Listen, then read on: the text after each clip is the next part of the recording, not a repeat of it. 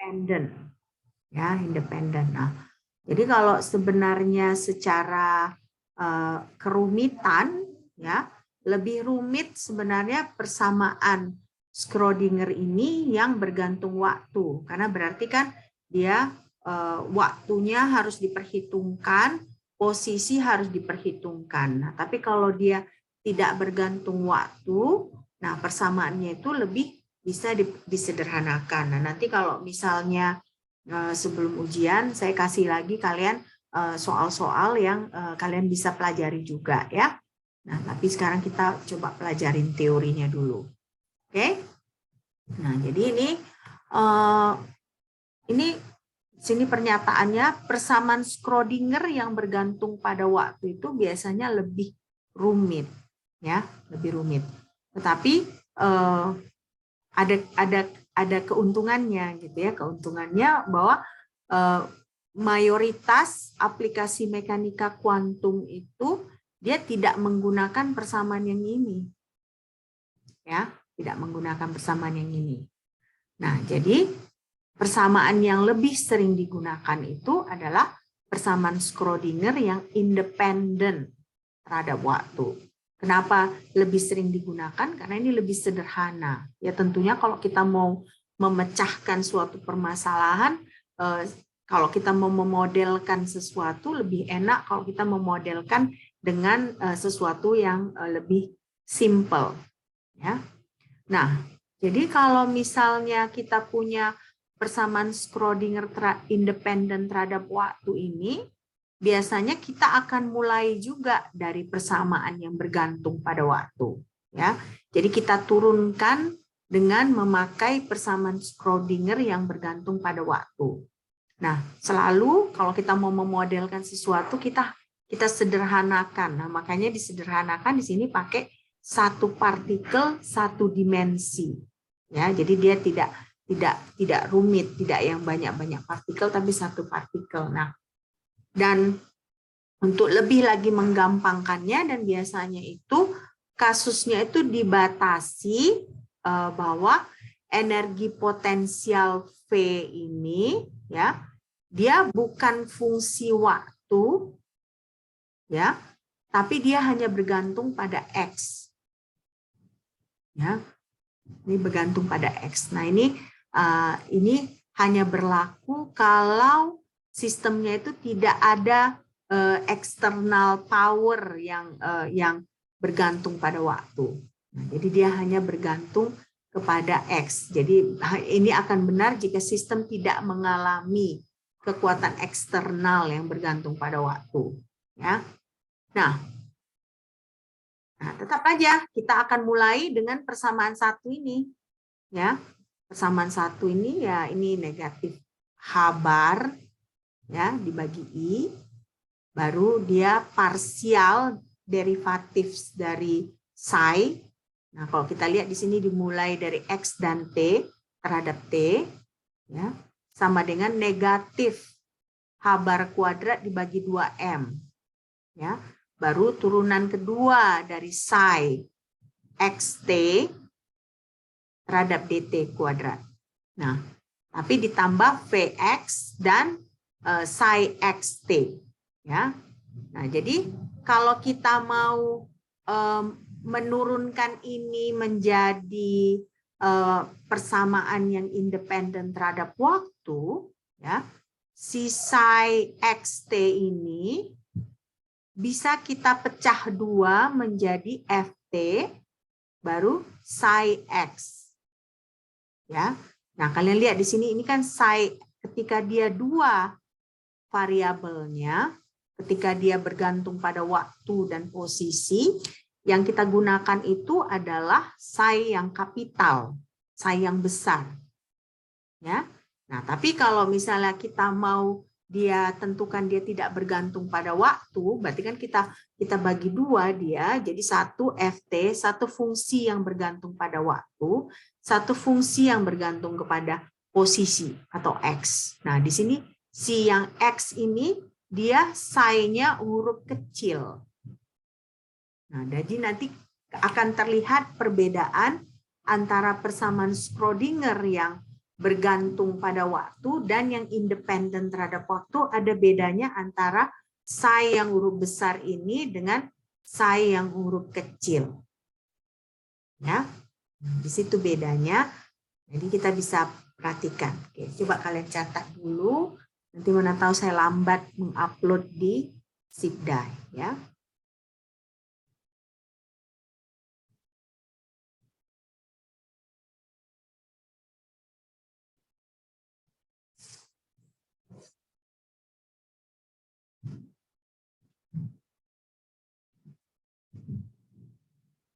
Kemarin latihan-latihannya itu membantu nggak persiapan ujian?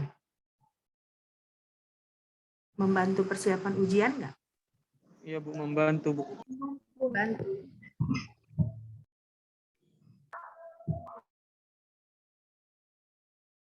Yang tadinya nggak mengerti di teori, dengan ada latihan lebih mengerti kan? Oke.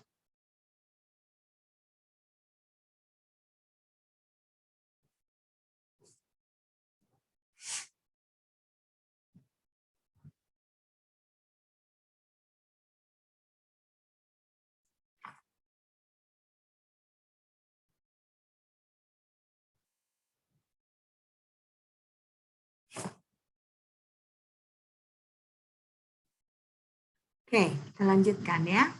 Nah, ini di sini mulai kita masuk pengertian dari persamaan tadi. Nah, psi yang huruf besar, nah dia itu untuk fungsi gelombang ya, wave function yang dia ada bergantung pada waktu ya.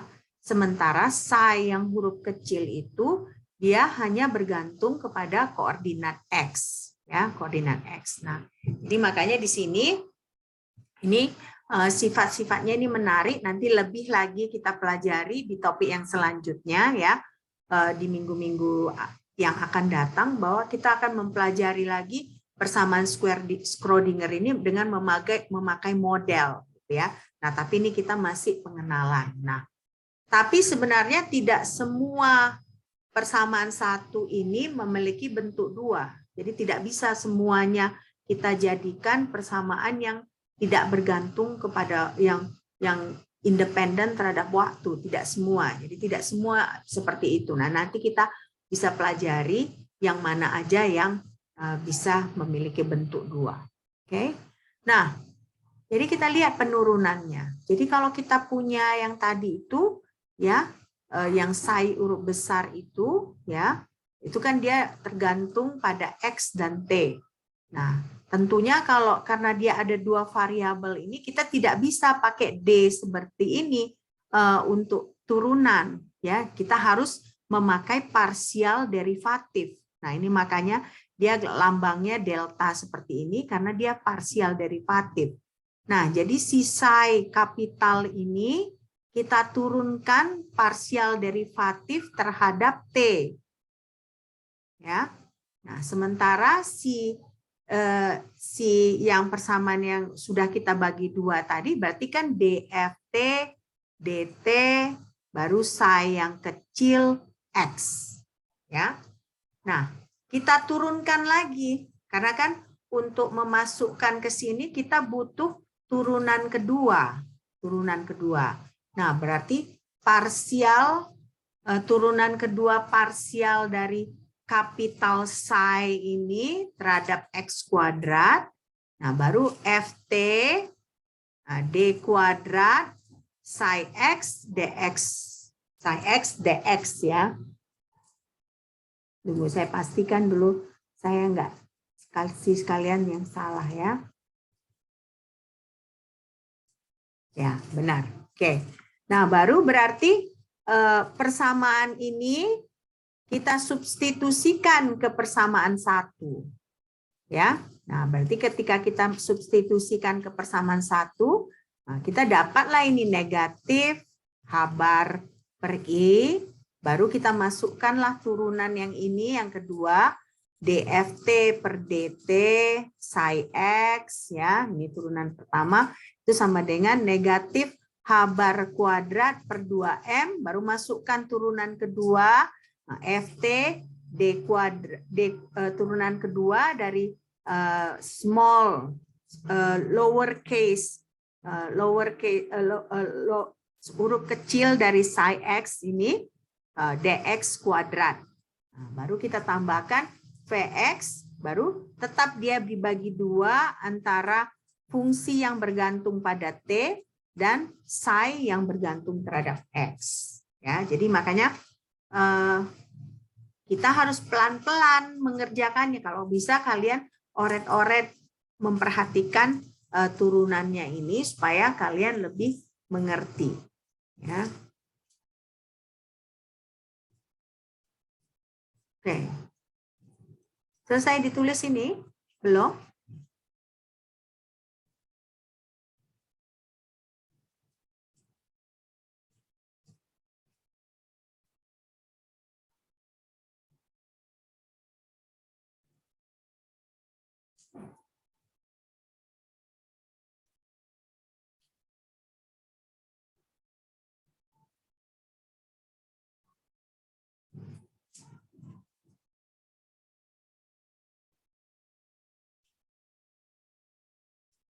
Nah, intinya nanti kita mau berusaha menghilangkan FT ini.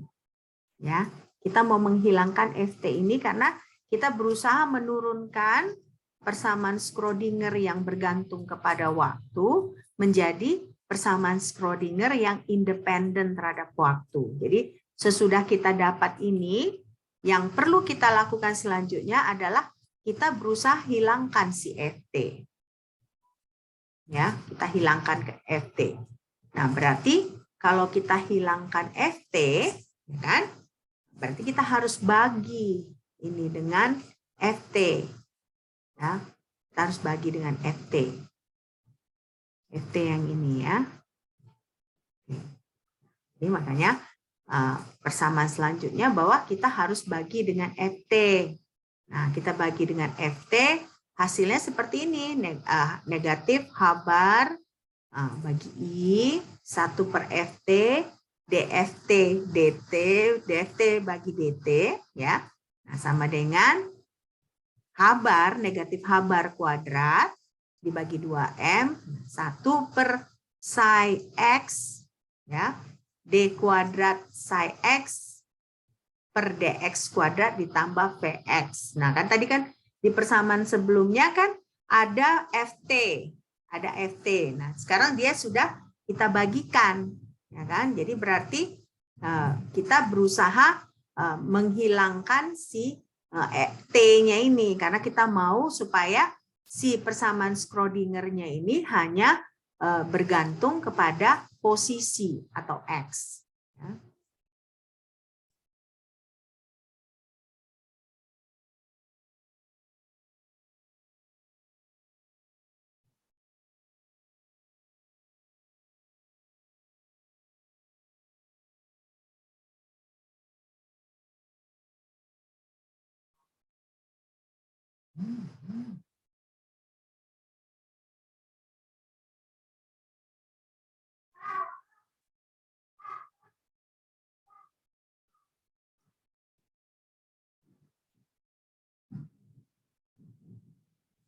Oke, nah sekarang kita sudah dapat ini kan persamaan 3 ini. Nah, sisi kanannya ini sudah nggak ada lagi T-nya, ya kan? Tidak ada lagi T-nya, karena kita sudah bagikan. Jadi kita bisa lihat di sini nggak ada lagi T-nya, sudah hilang dia ya, sudah hilang. Nah, tapi sisi kirinya ini masih ada T-nya, karena dia kan negatif H bar I, H bar dibagi I, 1/FT, DFT dibagi DT. Nah, jadi masih ada FT-nya. Tapi kalau di sebelah kanan sudah kita hilangkan si T-nya. Nah, jadi kita bisa sebut di sini bahwa sisi kanannya ini dia sudah tidak bergantung lagi pada T. Ya, berarti dia sudah tidak bergantung pada waktu. Nah, sekarang yang perlu kita kerjakan adalah bagaimana kita mengubah ini supaya dia juga tidak bergantung pada waktu, karena kita mau menurunkan persamaan Schrödinger yang independen terhadap waktu. Ya. Nah, jadi yang kita kerjakan itu pertama ya kita perlu tahu bahwa ada yang namanya konstan X ya. Ya, konstan X, bukan X, konstan E ya. Nah, konstan E itu ya kita bisa buat seperti ini. DFT dibagi FT. Nah, itu sama dengan negatif IE dibagi H bar DT. Ya. Negatif F. Jadi DFT dibagi FT ini adalah sama dengan negatif IE dibagi H bar DT.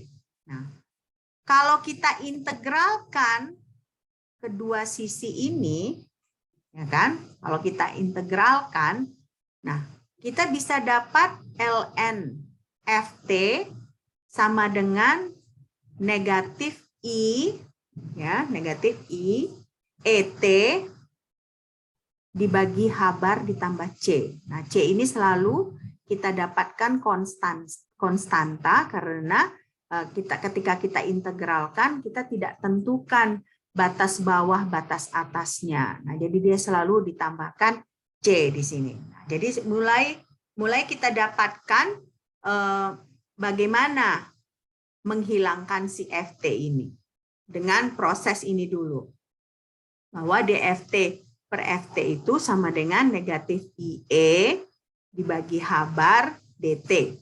Oke. Nah sekarang jadi FT ini apa ya, apa sekarang FT ini? Kalau kita tahu ln FT sama dengan negatif IE ya, T dibagi H bar dibagi C ditambah C. Nah, ternyata FT itu adalah E di pangkat C ya, dikali E di pangkat negatif I ET per H bar. Nah, si E pangkat C ini kita gantilah dia dengan konstanta A. Nah, jadi makanya FT ini sama dengan AE pangkat I negatif I ET dibagi H bar. Ya.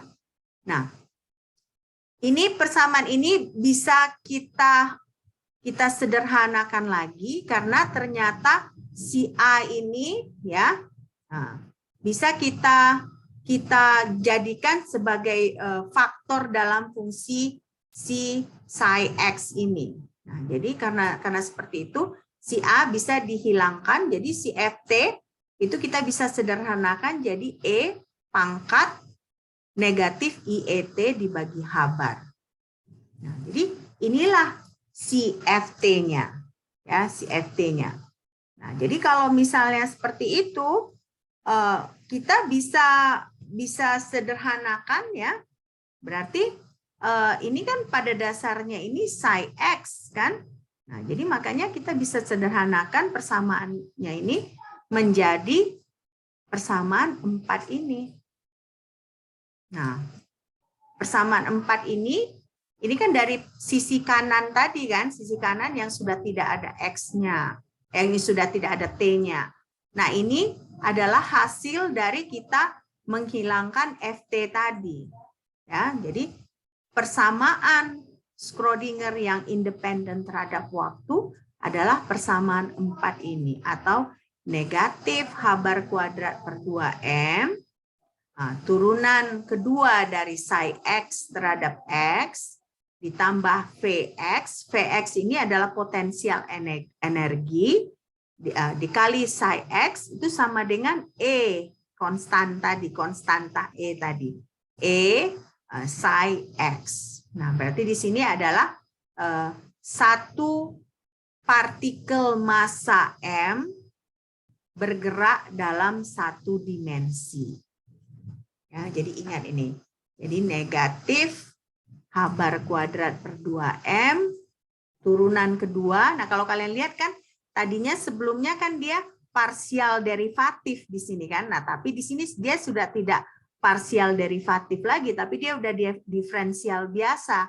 Nah, turunan kedua dari psi x, nah dia juga ini nggak kapital lagi, tetapi dia udah small letter psi ya. Lalu terhadap turunan keduanya ditambah Vx, nah, kalikan psi x sama dengan E psi x ya. Oke. Nah, jadi sekarang apa pentingnya konstanta E ini? Nah, ternyata konstanta E ini ya kita bisa sebut dia E dikurang Vx. Nah, E ini berarti sama dimensinya dengan energi. Ya, berarti E ini memiliki dimensi energi.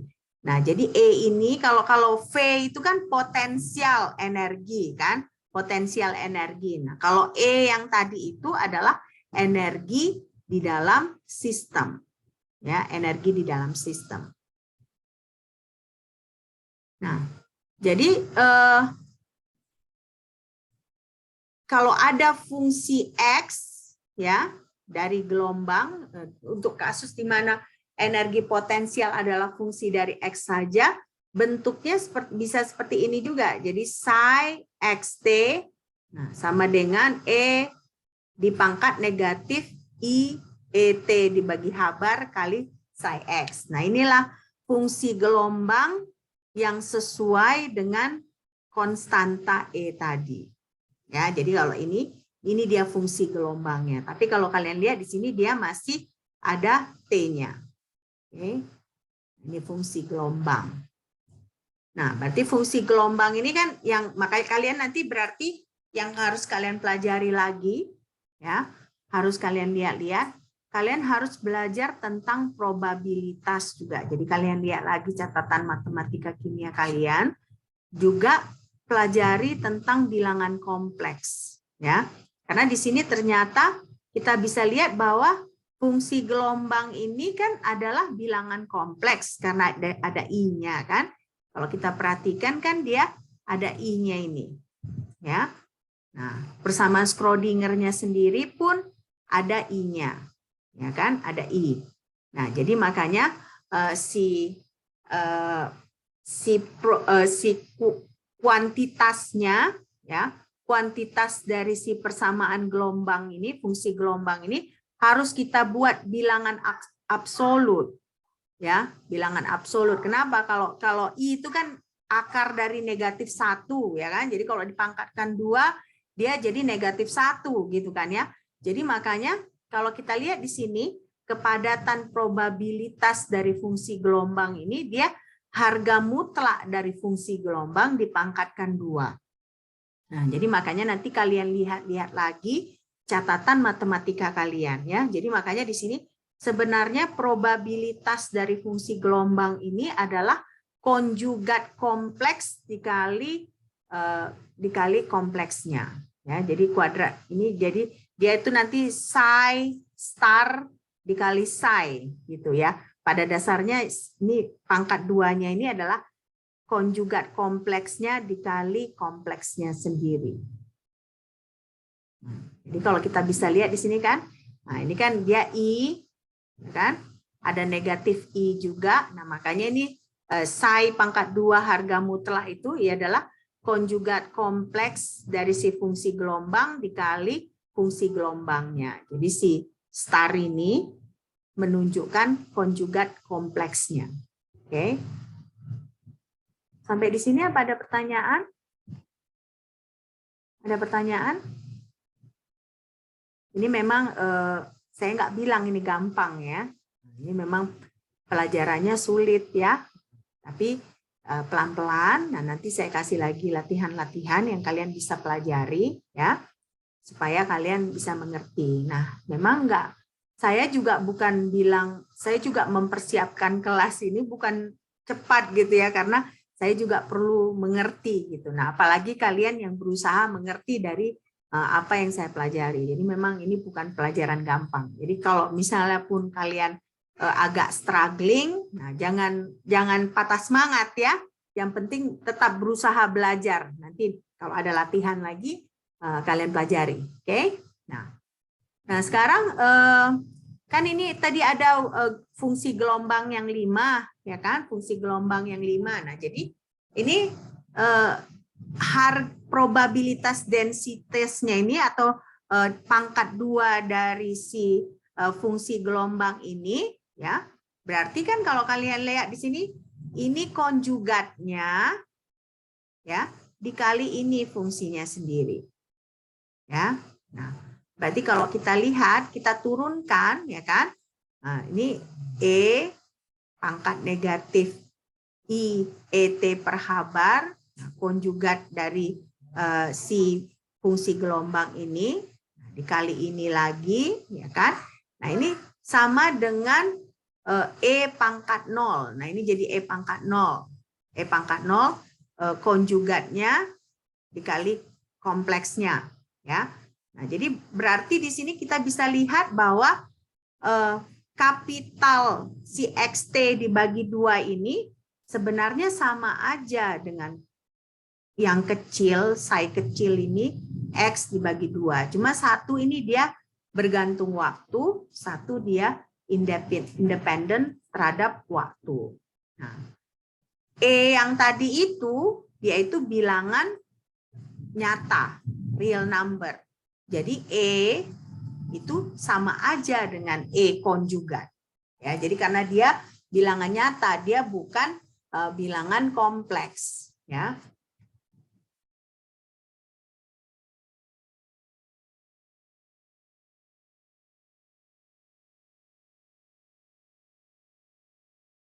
Oke. Nah, jadi bentuk 5 ini, ya, atau ini, ya, kita sering sebut sebagai keadaan stasioner. Ya, kenapa keadaan stasioner? Karena dia tidak berubah seiring waktu, gitu ya. Karena di sini kan dia tidak ada T-nya. Nah, jadi makanya yang ini yang bentuknya seperti ini, ya, harga mutlak pangkat 2 dari fungsi gelombang ini. Nah, fungsi gelombang X ini dia kita sebut sebagai keadaan stasioner. Oke.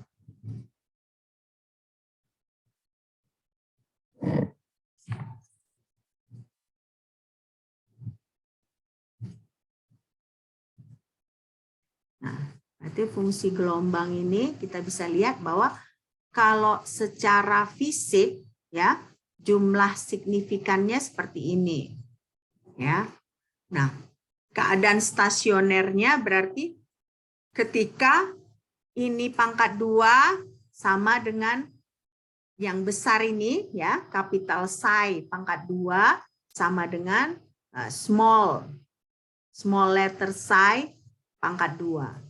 Nah, fungsi yang ini, inilah yang kita sebut sebagai fungsi gelombang. Ya, fungsi gelombang.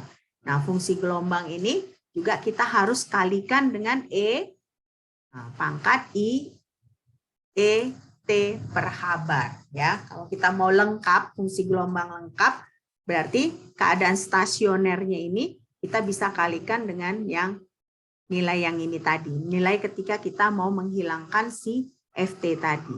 Ya.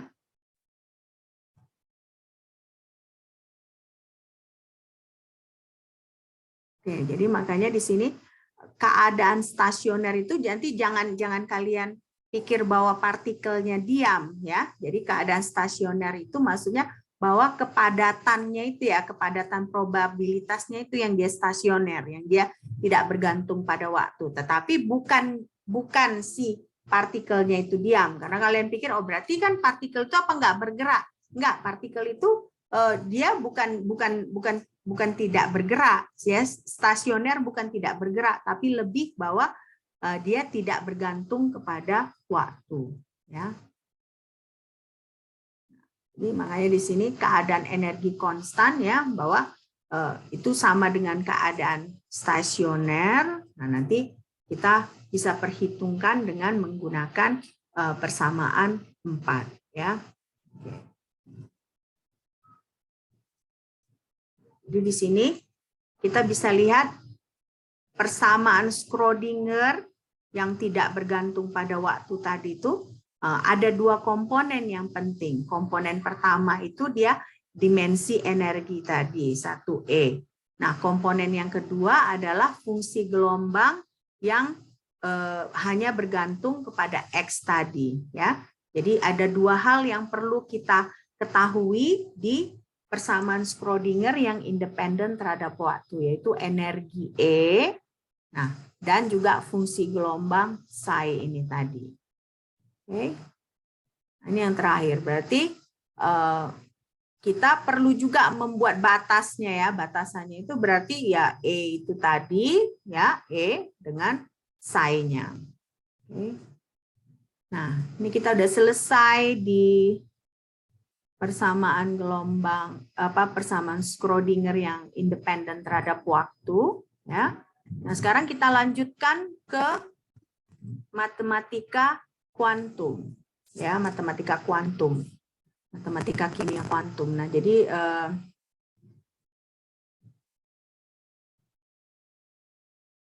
matematika kimia kuantum, kalian kira-kira apa yang dalam bayangan kalian kalau matematika kimia kuantum ini? Apa dalam bayangan kalian?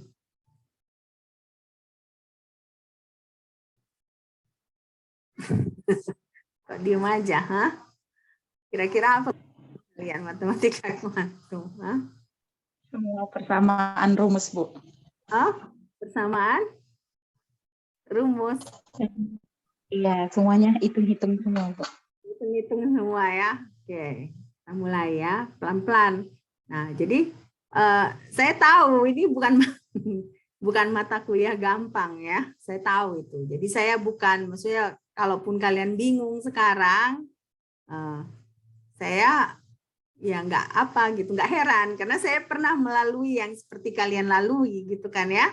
Nah, ketika saya S3, kalian ini kan masih dasar kimia kuantum. Nah, waktu saya S3 saya ngambil quantum chemistry ya. Nah, memang ini bukan mata kuliah gampang ya, tapi ya pelan-pelan kita pelajari. Oke? Nah, jadi kalau kalian ada pertanyaan, jangan diam aja. Gimana? Saya pikir nanti kalian ngerti kalau kalian diam aja. Oke? Nah, sekarang kita masuk. Nah, kemarin sebenarnya masuk UTS ya. Jadi karena ini saya sebenarnya pertama kali ngajar kelas ini. Kalau berdasarkan RPS sih belum masuk sebenarnya ya, karena si operator ini dipelajari sesudah UTS gitu ya. Tapi ternyata memang tiap tahun katanya operator tuh masuk. Tapi kan kalian bisa tidak ngerjakan itu karena memilih kan, kemarin ada 7 soal, kalian hanya milih 5 kan ya. Nah, jadi nggak masalah, oke? Nah, sekarang berarti kalau kita mau berbicara operator, ya, nah, nanti pasti baliknya lagi untuk menyelesaikan persamaan Schrödinger ini, ya, balik-baliknya gitu ke sini, ya. Kalau kalian lihat ini kan semua dia ada fungsinya, ya. Nah. Sekarang ada istilah operator. Ya, operator.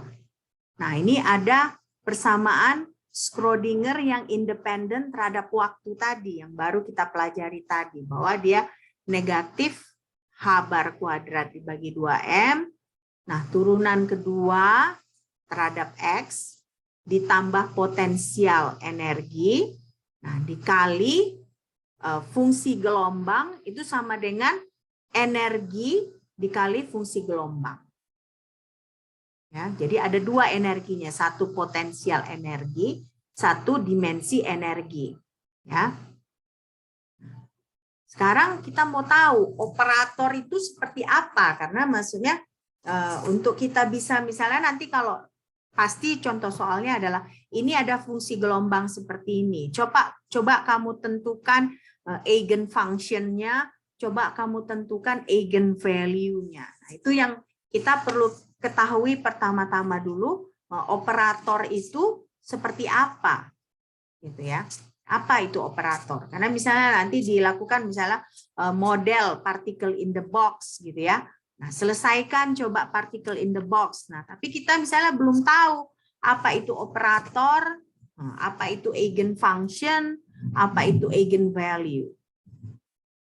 Nah, jadi sebenarnya yang dalam kurung ini namanya operator. Ya, yang dalam kurung ini operator. Jadi operator itu sebenarnya sesuatu yang mau mengubah satu fungsi menjadi fungsi yang lain. Nah, itulah operator sebenarnya. Jadi di sini kita bisa tahu bahwa yang dalam kurung dalam persamaan satu itu adalah operator. Ya, operator. Nah, karena di sini tadi kan kita ada potensial energi, ada dimensi energi. Nah, kita sebutlah sebenarnya persamaan Schrödinger yang independen terhadap waktu ini adalah operator energi. Ya, operator energi. Oke, jadi operator energi. Nah, ini operator energi yang berubah, yang mau mengoperasikan fungsi gelombang. Nah, akhirnya nanti ada fungsi gelombang yang baru. Nah, fungsi gelombang yang baru itu berarti berubah kenapa? Karena dikalikan dengan energi, dengan E. Ya, dikalikan dengan energi atau E. Ya, jadi ingat ini ya. Nah, ini yang dalam kurung ini adalah operator, ya kan? Operatornya apa? Operator energi. Nah, akhirnya nanti operator ini diusahakan untuk mengubah si fungsi gelombang untuk mendapatkan fungsi gelombang yang dikalikan dengan E. Ya, dikalikan dengan E. Oke. Nah, biasanya itu operator itu ya lambangnya seperti ini. Nah, ini D itu operator. Nah, ada circumflex namanya.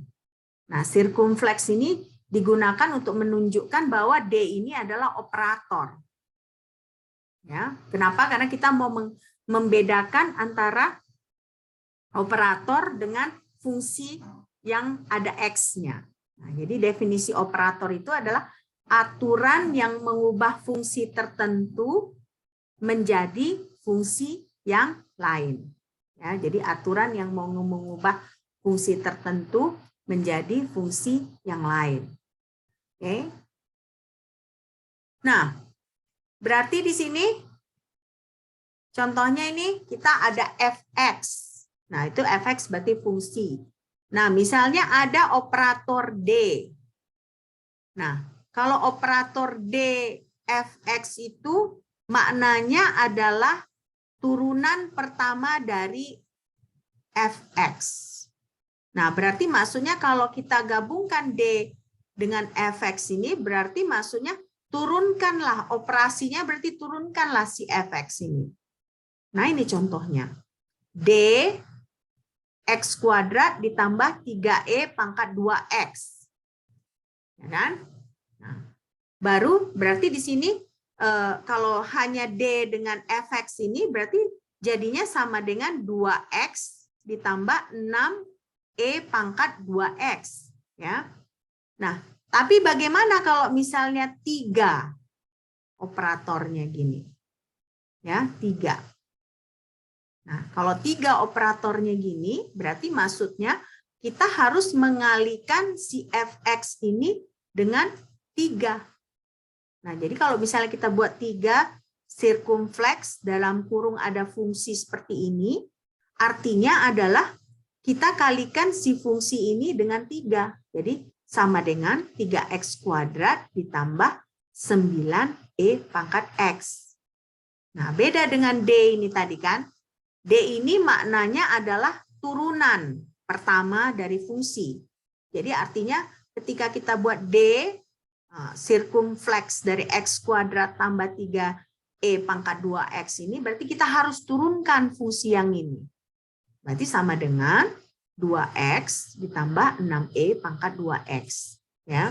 Nah, itulah definisi operator. Jadi kita berusaha, kalau misalnya kita taruh operator di depan suatu fungsi, berarti kita berusaha mengubah fungsi itu menjadi fungsi yang lain.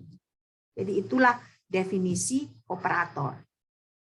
Nah, jadi operator tidak hanya misalnya meminta kita untuk menurunkan fungsi itu seperti yang D ini, tapi juga bisa meminta kita, operatornya itu bisa meminta untuk kita mengalihkan fungsi itu dengan konstanta. Ya, sama tadi kan. Nah, sebenarnya kan Schrödinger equation itu kan dia operator yang di dalam kurung tadi. Tetapi dia operator itu meminta kita untuk mengalihkan fungsi gelombang dengan konstanta E tadi. Ya, dimensi, energi dimensi. Oke.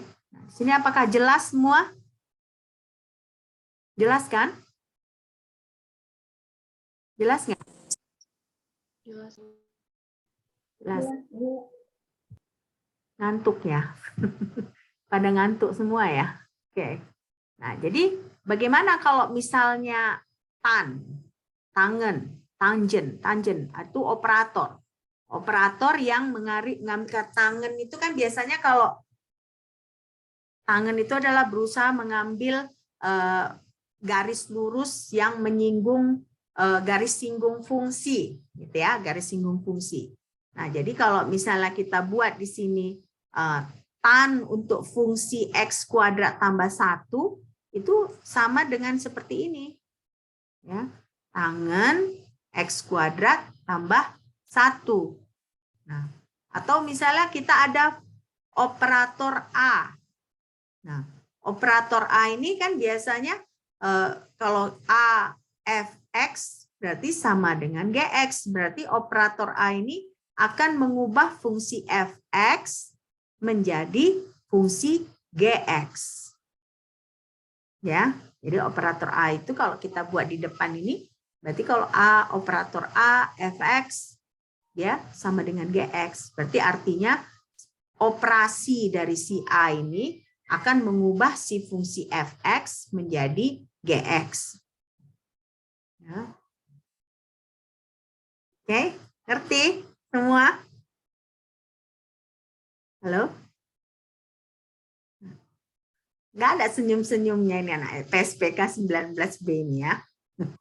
Wajahnya kok wajah-wajah serem-serem semua ini. Hah? Kenapa kok nggak ada senyum? Hah? Rumit materinya. Hah? Masih bingung. Rumit materinya. Kenapa? Untuk yang tan itu gimana ya, Bu? Tan itu ada operatornya juga, Bu? Ya, ini tan ini operator.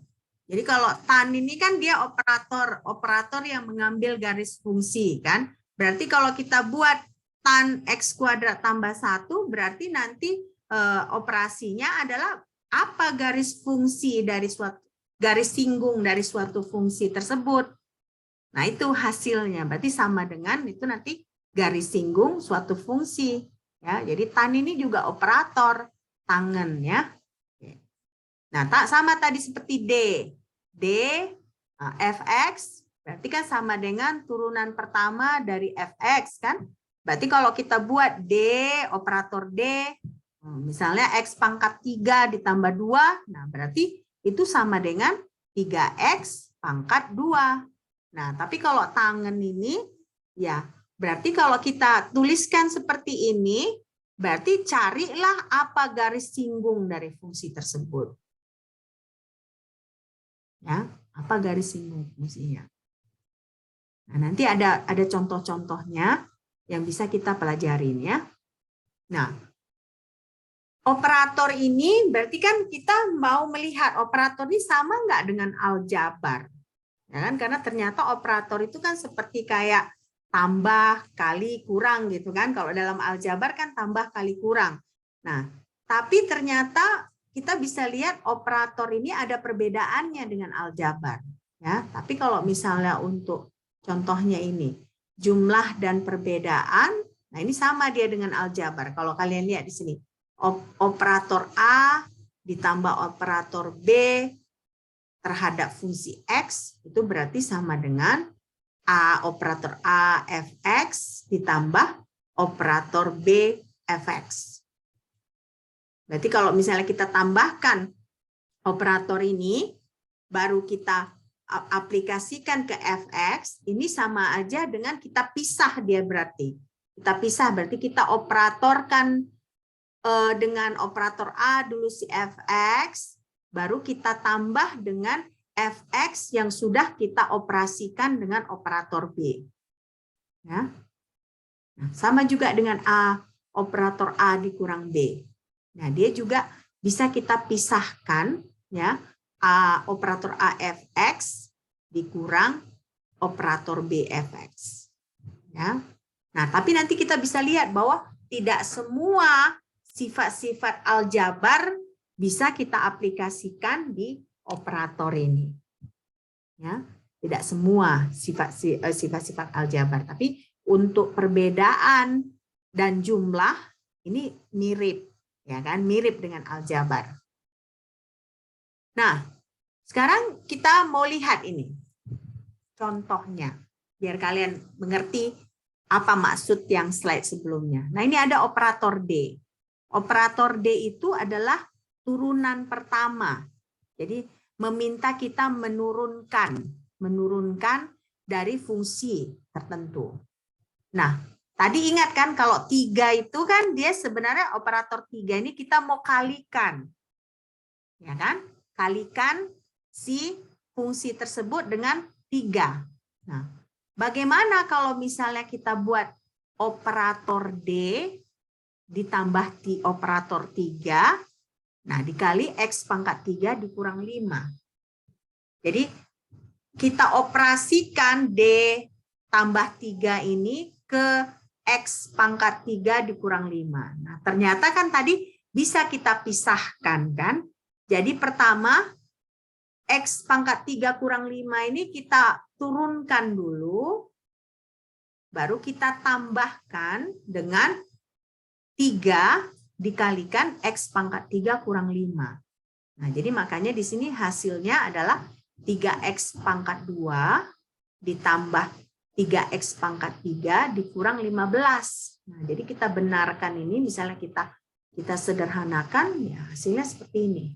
3X pangkat 3 ditambah 3X pangkat 2 dikurang 15.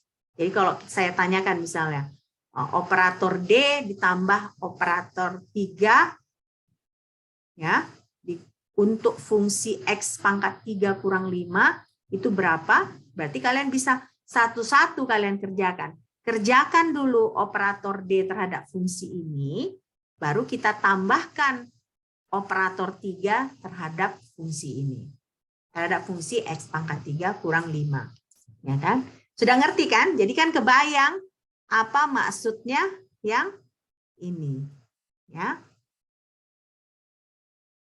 Oke.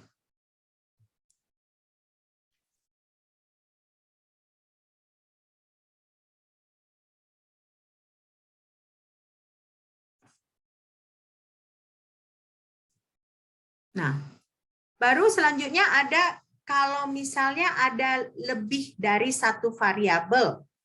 Ini tadi kan dia hanya satu variabel aja, X aja kan. Bagaimana kalau misalnya variabelnya ada X dan Y? Nah, itu berarti bisa juga kita lakukan operator. Jadi misalnya seperti ini. Operator turunan kedua terhadap X dan turunan kedua terhadap Y, ya kan? Berarti kalau misalnya seperti ini, ada fungsi GXY, dan operatornya itu adalah turunan kedua terhadap X ditambah turunan kedua terhadap Y. Nah ini sama dengan kita pisahkan dia bisa. Jadi kita turunkan dia turunan 2 kali terhadap X dari G ini, baru ditambah turunkan kedua kali dari G ini terhadap Y. Ya, jadi ini bisa kita pisah juga. Sama dengan yang sebelumnya, walaupun yang sebelumnya itu kan dia hanya satu variabel. Jadi kalau dua variabel ya jadinya kondisinya persyaratannya seperti yang slide di sini sekarang.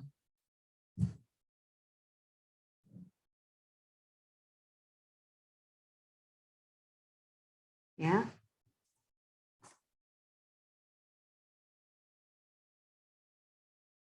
Oke.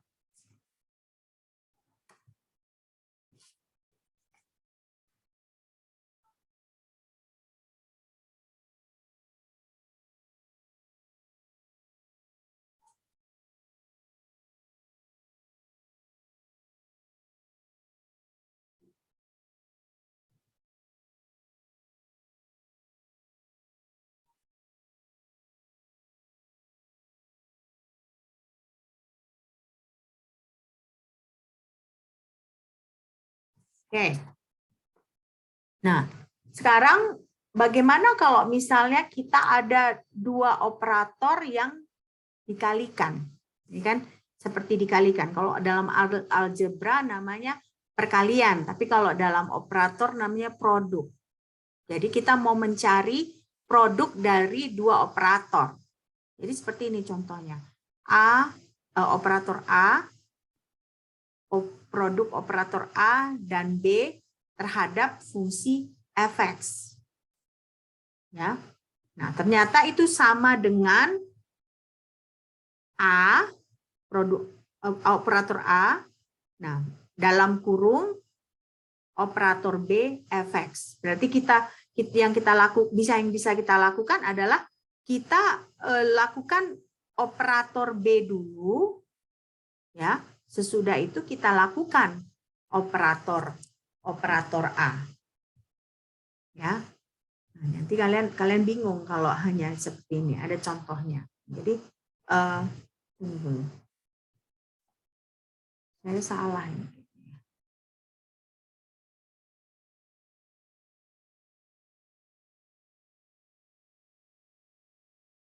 Nah, misalnya contohnya seperti tadi, kalau misalnya kita punya 3, operator 3, baru D, ya kan?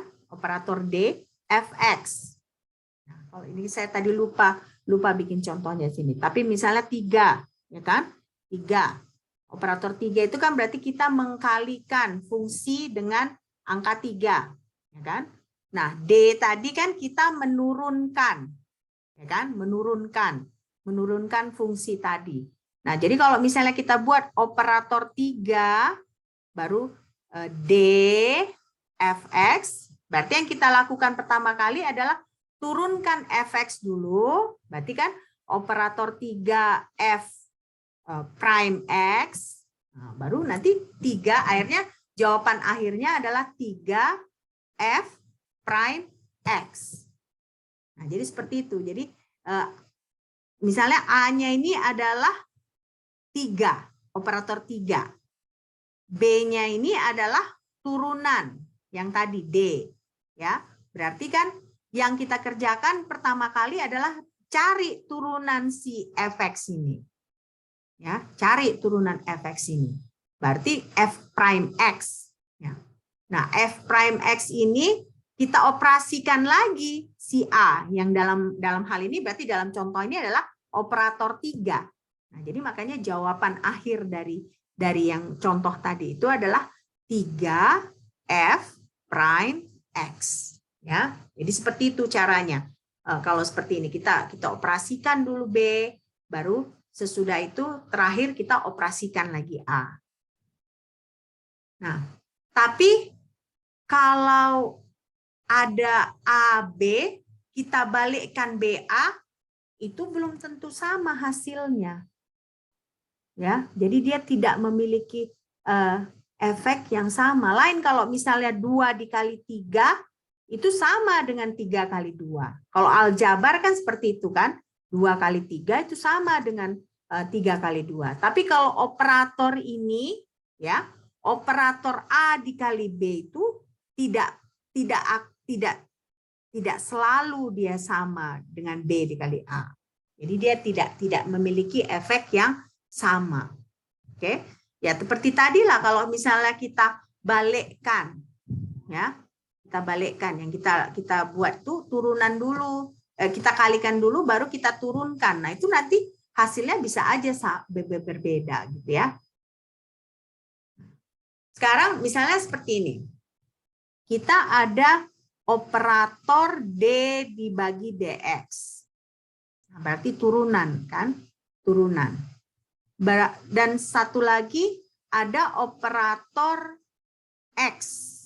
Nah, kalau operator X ini sama dengan operator 3 tadi, berarti kita harus kalikan si fungsi tersebut dengan X. Ya, si fungsi tersebut dengan X. Nah, jadi di sini ya, ketika kita misalnya lakukan operator D dikali operator X, fx itu berarti yang pertama kita harus X kita kalikan dengan fx. Nah, sudah kita kalikan X dengan fx, baru kita turunkan. Nah, jadi hasilnya seperti ini, 1 ditambah X D kali fx. Nah, sementara kalau kita balikkan, kita turunkan dulu si fx, baru kita kalikan dengan X, dia hasilnya adalah X dikali X F prime X. Nah, jadi kan yang ini dengan yang ini ketika kita balikkan berbeda hasilnya. Nah, jadi makanya ini buktinya bahwa operator AB dengan operator BA itu tidak mempunyai efek yang sama. Jadi dia nggak bisa prinsip aljabar kita masukkan di operator ini. Kalau prinsip aljabar seperti saya bilang tadi, 2 kali 3 sama dengan 3 kali 2. Tapi kalau di sini A dikali B itu tidak sama dengan B dikali A untuk operator. Nah, ini buktinya bahwa dia tidak sama. Ya. Nah, ada lagi nanti selanjutnya dia operator yang setara. Ya. Jadi kalau misalnya kita sebut di sini ada operator A dan B. Nah, A dan B ini setara kalau misalnya ketika kita aplikasikan A ini ke F, ke fungsi, suatu fungsi, baru kita aplikasikan lagi si B ini ke suatu fungsi.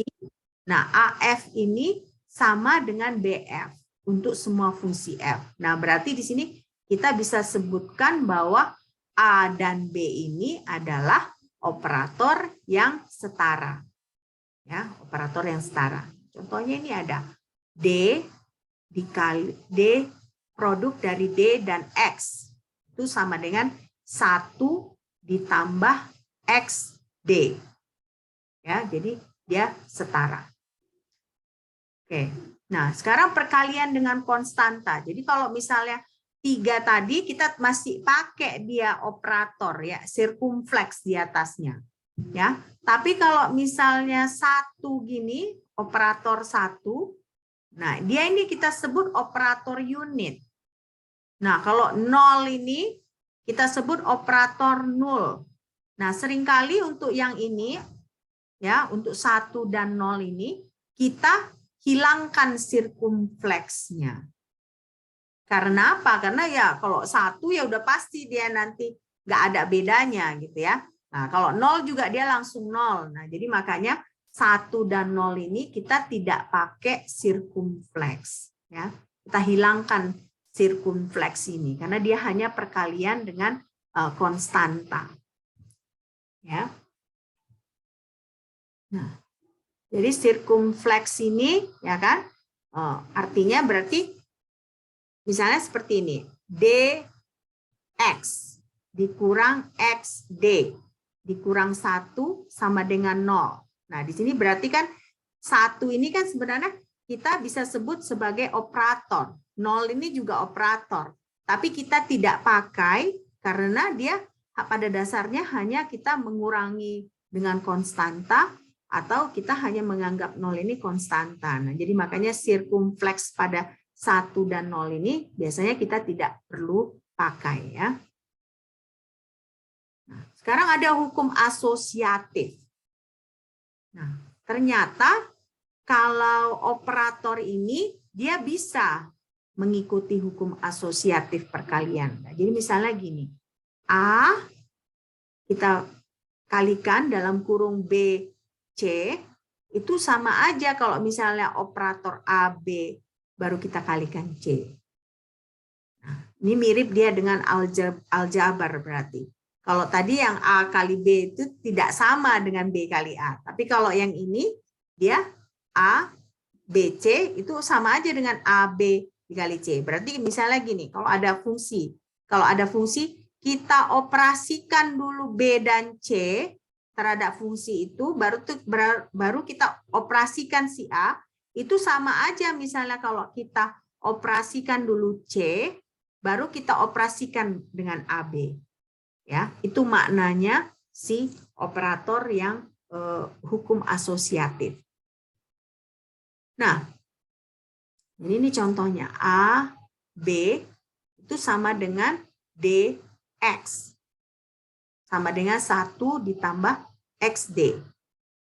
Jadi kita misalnya ada F, fungsi F ya. Nah, A, B, C, ini berarti kan 1 ditambah XD dikali 3F. Nah, ini berarti kan sama dengan 3F. Ya, kita kalikan ke sini. 3F ditambah 3X turunan pertama dari si F. Nah, bagaimana kalau BC? BC itu 3X misalnya. Berarti yang kita lakukan adalah kita kalikan dulu si F dengan 3X, baru kita lakukan penurunan ya. Jadi makanya 3F ditambah 3XF ya. Jadi inilah hukum asosiatif dari si operator tadi. Oke. Nah, jadi makanya di sini ini catatan ya, bahwa kalau misalnya aljabar dia itu memenuhi hukum komutatif, tetapi operator itu tidak selalu. Nanti mungkin ada ya, tapi tidak selalu. Nah, jadi makanya kalau aljabar itu AB sama dengan BA. Kalau ini angka. Tapi kalau misalnya operator itu belum tentu bisa AB sama dengan BA. Nanti mungkin ada juga yang AB sama dengan BA, tapi dia tidak selalu seperti itu. Ya. Nah, ada juga komutator. Ya, kalau misalnya kita buat di sini AB, nah itu bisa juga sama dengan AB dikurang BA. Ya. Nah, jadi operator A, B itu AB dikurang BA. Nah, bagaimana kalau misalnya AB tidak sama dengan BA? Nah, berarti kalau AB tidak sama dengan BA, yang terjadi itu adalah ABF dikurang BAF. Ya, kenapa? Karena kalau misalnya AB sama dengan BA, ini otomatis kan 0. Ya kan? Nah, tapi dia ada kemungkinannya dia tidak sama. Nah, jadi makanya kalau ada operator A, B di sini terhadap fungsi ini, nah dia ini sama dengan AB dikali fungsi maksudnya operasi ini diaplikasikan ke si fungsi ini, dikurangkan operator BA diaplikasikan ke fungsi ini. Oke. Nah, daripada bingung-bingung, ya, mending kita mengerjakan soal. Ya. Oke. Nah, bagaimana ini? Temukan Z pangkat 3, ya, turunan pertama fungsi tersebut terhadap Z. Ya. Kita coba.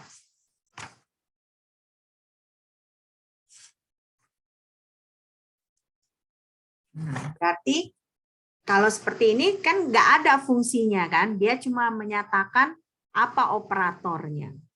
Nah, jadi yang pertama kita perlu lakukan di sini adalah kita buat suatu fungsi yang sewenang-wenang gitu, fungsi sewenang-wenang. Nah, fungsi sewenang-wenang ini GZ ya, karena dia sini kan Z pangkat 3 D per DZ. Nah, berarti kan kalau ada yang seperti ini, ya kan? Berarti yang perlu kita lakukan itu kan ini kan sama dengan operasikan ini, produk ini dengan ini terhadap GZ, nah, dikurang produk yang ini terhadap ini terhadap GZ. Nah, makanya di sini kan Z pangkat 3 turunan pertama terhadap Z dengan G. Nah, yang pertama dia tuh Z pangkat 3 D per DZ dari G. Nah, dikurang, nah dibalik. Untuk bagian yang ini dia D per DZ dulu, baru Z pangkat 3 G. Ya kan? Nah, setelah ini berarti kita bisa buat seperti ini. Ya, Z pangkat 3 ini berarti kita G-nya yang kita turunkan pertama kali. Kita kalikan dengan Z pangkat 3. Baru ini dikurang. Dikurangnya kita kalikan dulu G-nya dengan Z pangkat 3, baru kita turunkan. Nah, berarti hasilnya di sini Z pangkat 3. Nah, turunan pertama dari si G. Nah, baru ini kan kita turunkan dulu 3Z-nya ini kan, 3Z kuadrat G. Nah, dikurang Z pangkat 3 dikali G, turunan dari G. Nah, ini kan kalau misalnya kita turunkan seperti ini kan, kalian masih ingat nggak peraturan yang U kali V itu kan? Kalau kita ada U kali V, nah diturunkan itu kan V U prime dikurang U V prime. Nah, itulah yang makanya hasilnya seperti ini. Nah, jadi kalau kita totalkan kan, ternyata kan ini dengan ini kita bisa cancel. Nah, jadi makanya hasilnya ini operator ini terhadap GZ ini adalah sama dengan negatif 3Z kuadrat dikali G. Ya, negatif 3Z kuadrat dikali G. Nah, sekarang berarti kalau kita tiadakan G ini kan sebenarnya tadi arbitrer aja, arbitrer ya, sewenang-wenang untuk membantu kita bisa mengaplikasikan operator ini. Ya, jadi kalau kita hilangkan G ini pun nggak masalah. Gitu ya. Jadi nanti kalau ditanya apa hasilnya yang ini, kita bisa jawab negatif 3Z pangkat 2. Ya. Oke? Ada pertanyaan sampai di sini? Ada pertanyaan? Nggak ada? Oke. Nah, nanti kalian bisa pelajari. Saya latihan lagi di sini, latihan 2, ya kan? Nah, ini apakah D per DX itu adalah operator linier? Nah, apakah ini akar ini operator linier? Nah, nanti kalian bisa cek lagi ya di catatan di sini apa itu definisi operator linier dan operator yang tidak linier. Oke. Nah, jadi nanti coba dipelajari lagi supaya kalian lebih mengerti. Oke. Nah, sampai di sini ada pertanyaan? Nggak ada? Oke. Ya, saya tahu ya. Saya tahu ini pelajaran bukan pelajaran gampang. Apalagi kita belajarnya Jumat sore 3:30 ya. Nah, seharusnya kita belajarnya pagi-pagi ya, biar lebih segar. Tapi nggak apa-apa ya. Nanti saya coba upload di Sikda. Nah, coba kalian pelajari ya latihan. Nah, nanti mungkin minggu-minggu depan saya kirim lagi latihan-latihan. Nah, terutama untuk persamaan Schrödinger yang tidak bergantung waktu itu. Pasti kalian masih bingung ya. Nah, nanti saya kirim apa contoh-contoh dari soalnya supaya kalian bisa coba latihan. Oke? Nah, kalau tidak ada lagi pertanyaan,